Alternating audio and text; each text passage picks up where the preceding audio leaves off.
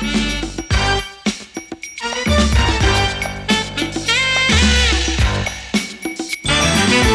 evening, everybody. I'm Jan Yanahiro. And I'm Richard Hart. College-age student in America even remembers what happened on the campus of Kent State University 19 years ago today.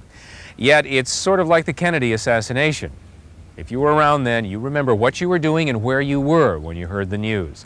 Tonight, Evening Magazine's Liz Miles returns to the campus to find that the university is doing something to make sure nobody ever forgets. 1970. America's favorite TV shows were Laugh-In and Gunsmoke. Paul McCartney left the Beatles. Apollo 13 was launched to the moon.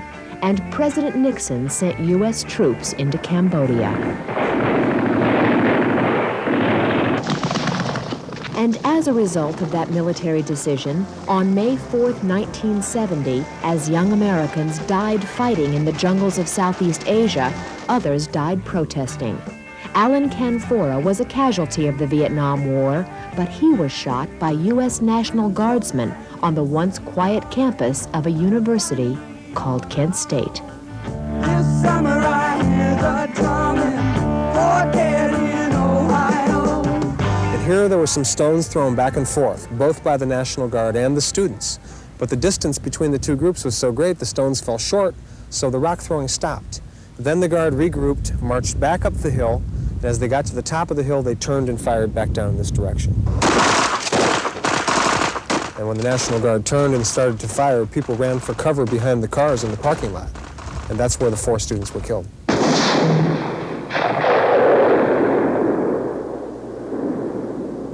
So I took a couple of quick steps, and I ran behind this tree. And as I crouched behind the tree, I felt the bullet go through my right wrist. One of my closest personal friends, Jeff Miller, was located about 50 feet down the hill at the bottom of the parking lot there, and he was shot through the head and he was killed.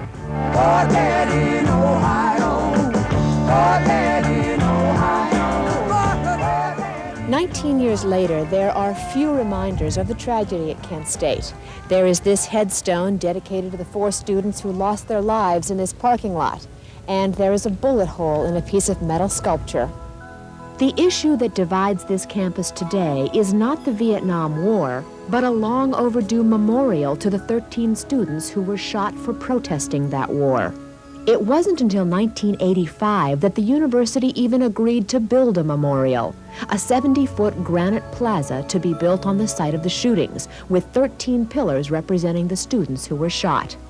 Last year, the trustees scaled back the $1.3 million project by 90%, citing lack of interest and lack of funds. That must have pleased the Ohio American Legion. They've called the project a memorial to terrorists. Those kids weren't terrorists. People in this town, I have New York Times press releases of people in Kent, Ohio that they interviewed said they should have shot them all. Should have shot them all? Who the hell are you talking about? Attila's horde? This impassioned speaker is science fiction writer Harlan Ellison. He dedicated one of his books to the 4 slain Kent State students. He is on campus to raise memorial money and awareness. And it's necessary every once in a while to remind people that history has happened, and to go to that place where history has happened and say, this is where the blood was shed. Shut it down! In the days after Kent State, outrage and disbelief swept the country. Students shut down colleges. Strike, shut it down!